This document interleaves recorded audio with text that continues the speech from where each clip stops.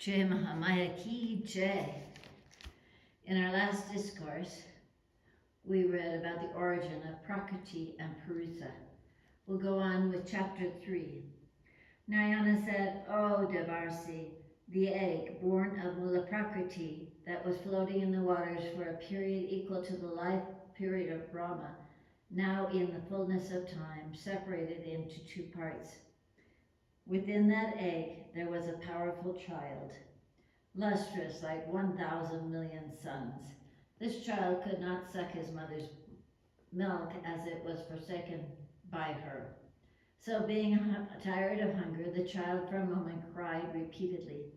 The child that will become the lord of countless Brahmanas, universes, now an orphan having no father or mother, began to look upwards from the waters. This boy came to be denominated afterwards by the name of Mahavirat, when he became gross and grosser. As there is nothing finer than radium, so there is nothing grosser than Mahavirat. The power of the Mahavirat, 1/16 of the highest self. But this boy, born of the Prakriti, is the soul state of all this universe, and he is denominated by the name Mahavishnu. In his every pore, countless universes are existing, so much so that even Sri Krishna could not count them. If it were possible to count the number of the dust particles, it is impossible to count the number of the universes. So there are endless Brahmas, Vishnus, and Lord Shivas. In every Brahmanda, there is a Brahma, Vishnu, and Mahesha. Every Brahmana extends from Patala to the Brahmaloka. The abode of Vaikuntha is higher than that. Again, the abode of Goloka is 50 Koti Yojanas higher than Vaikuntha. Higher than this earth is the Brahmaloka with 7 heavens, and below there are 7 Patalas. This is the bounding limit of Brahmanda. Just above the earth there is the Burloka. Above that is the Bhuvarloka, then Svarloka, then Janarloka, then Taparloka, then Satyaloka, and above that is Brahmaloka. The splendor of Brahmaloka is like that of molten gold. But all the substances, whether outside or inside this Brahmaloka, are transient. When the Brahmana, the cosmos, dissolves, everything dissolves and is destroyed. All are temporary, like bubbles of water. In every pore of the Mahavirat is existing one cosmos. What to speak of others who can count the number of these Brahmanas? In every Brahmanda there is a Brahma, a Vishnu, and a Shiva. O child Narada, in every Brahmana the number of the gods is 3 kotis, or 30 million. Some of them are the Deepas, the regions of the quarters. Some are Deepalas, regions of other quarters. Some are astrams and some are planets. In the Burloka there are 4 Varnas, and in the Patalas there are Nagas. Thus the universe exists composed of movable and non-movable things. This is Brahmanda Vrija. O Narada, now the Virat Purusha began to look up to the skies again and again, but he could not see anything within that egg except the void. Then, distressed with hunger, he cried out repeatedly and became merged in anxiety. Next moment, getting back to his consciousness, he began to think of the highest person and saw there at once the eternal light of Brahma. He saw there the form as deep blue like new rain clouds, with 2 hands, garmented in yellow color, sweet smile on his face, and he seemed to be very anxious to show his grace to his devotees. Looking at the Lord, his father, the boy became glad and smiled. The Lord, the bestower of boons, granted him boons appropriate for the moment. O child, let you possess knowledge like me. Let your hunger and thirst vanish.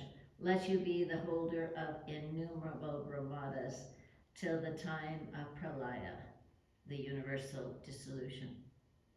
Be without any selfishness. Be fearless and the bestower of boons to all. Let not old age, death, disease, sorrow, nor any other ailings afflict thee. Thus saying, he repeated thrice in his ear the six-lettered great mantra, worshipped by the Vedas, the giver of desires and destroyers of all troubles and calamities. O Brahma son, thus giving the mantra, the Lord arranged for his fooding thus. In every universe, whatever offerings will be given to me, 1/16 of that will go to Narayana, the Lord of Vaikuntha, and 15/16 of it will go to this boy, the Virat. The Lord did not allow any share for himself transcending all the gunas and full, he is always satisfied within himself. What necessity is there for any further offerings? Whether the people offer with devotion, the Lord of Lakshmi, the Virat, eats all these. Bhagavan, giving thus to the Virat the boon and the mantra, said, O child, say what more you desire, I will give you that instantly. The Virat boy, hearing thus the words, said, O thou omnipresent, I have got no desires whatsoever, say that as long as I live, whether for a short time or a long time, let me have pure bhakti devotion toward thy lotus feet. In this world he is a Jivan Mukta, liberated while living, who is your bhakta. And that bewildered fool is dead while living, who is devoid of any bhakti to thee. Office worship, holding fast and observations, going to sacred places of pilgrimages and other virtuous acts, if he be without any bhakti, is pointless. What needs he to perform japam, asceticism, sacrifices in the life, who is devoid of any devotion to you, under whose grace he has obtained this life, and whom he does not now pay homage and worship? He is endowed with Shakti as long as Atma resides in his body. No sooner the Atma departs from his body, all the Shaktis accompanying him also depart. O Great One, thou art the universal Atman, who transcends Prakriti, who is all will, the primeval person, and of the nature of the highest light. O child, thus saying, the Virat boy remained silent. Lord then spoke in sweet words, O child, let you remain as fresh as ever like me. You will not have any fall, even if innumerable Brahmas pass away. Let you divide yourself in parts and turn into smaller Virats in every universe.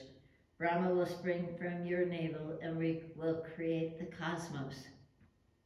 From the forehead of that Brahma will spring 11 Rudras for the destruction of the creation, but they will all be parts of Shiva. The Rudra named Kalagni of these 11 Rudras will be the destroyer of all this cosmos. Besides, from each of your subdivisions, the Vishnus will originate, and that Bhagavan Vishnu will be the preserver of this world. I say that under my favor, you will always be full of bhakti towards me, and no sooner you meditate on me, you will be able to see my lovely form. There is no doubt in this, and your mother, who resides in my breast, will not be difficult for you to see. Let you remain here in ease and comfort. I now go to the heavens. Saying thus, the Lord of the world disappeared.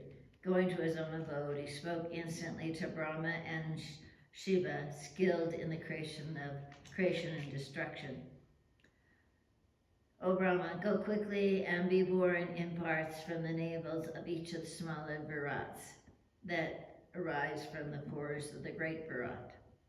O child Mahadeva, go and be born in parts from the forehead of each Brahma in every universe for the destruction of the creation, and perform austerities